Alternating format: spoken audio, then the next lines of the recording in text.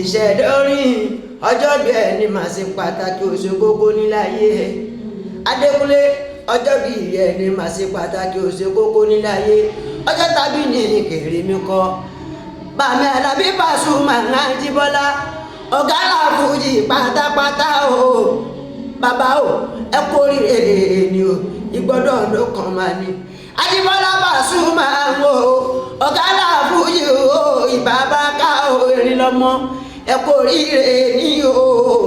27th of November lọ́jọ́ tàbí bàbá mi ẹ kú oríire ẹ̀yin lẹ́ni táwọn láṣíwájú nínú olórin ẹ̀yin láwọn láṣíwájú gẹ́gẹ́ bí olólùfẹ́ mo bàbá Adékúnlé gẹ́gẹ́ bí aṣíwájú ẹ̀yin láwọn gẹ́gẹ́ bí aṣíwájú èmi ọmọ King Saidi Òṣùpá ọmọ Màndé tọ̀ ọba orin Jídé Tálẹ́ǹtì màá ló ń kọrin bàbá mi máa ní kí n Òṣùpá Saidi mo àpò èdè wọn ní kí n pẹ́ kó oríire ni o ẹni rí ń gbé sọ́nù bí ó ṣe bí ọmọ ikú táyé fi wà ní kiri o ikú náà ní jíṣẹ́ ikú táyé fi wà ní kiri ikú náà ní jíṣẹ́ ara pápá ńlá bẹ́ẹ̀ tu ibi gìdàgìdà ńlá bẹ́ẹ̀ kùn o ẹ̀lúkú fọmọdé ilé o jàkàrà o ẹ̀lúkú fọ Táyọ̀ Àlàbí Pasuma o Àjíbọ́lá Pasuma ọ̀gá ńlá o Àjíbọ́lá Pasuma o kú oríire ọjọ́ bí yẹ 27 November lọ́jọ́ bí yẹ gbogbo aláwọn lónú Àjíbọ́lá Pasuma yẹn nílé ní jẹ́ ọjọ́ tàbí yẹ we are follow you jubilate we are follow you jubilate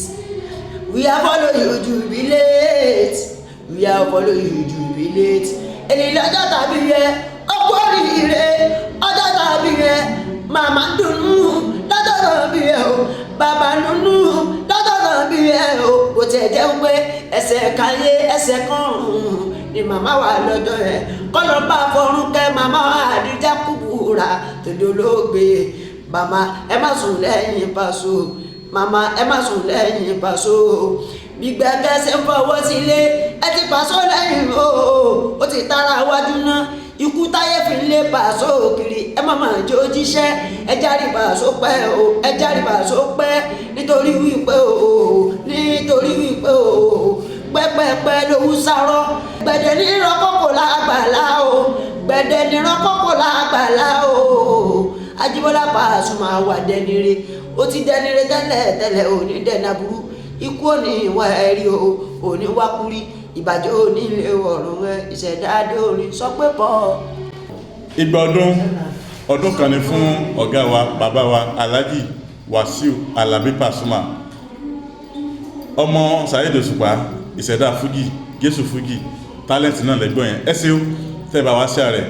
àwa náà sọjọ́ rí ayé máa celebrate àwa náà lágbára tọ́lọ́ ẹ̀ ńlẹ́ ń bẹ̀ yẹn ẹ kú kalẹ̀ ẹ bá wá sí ààrẹ kó lọ.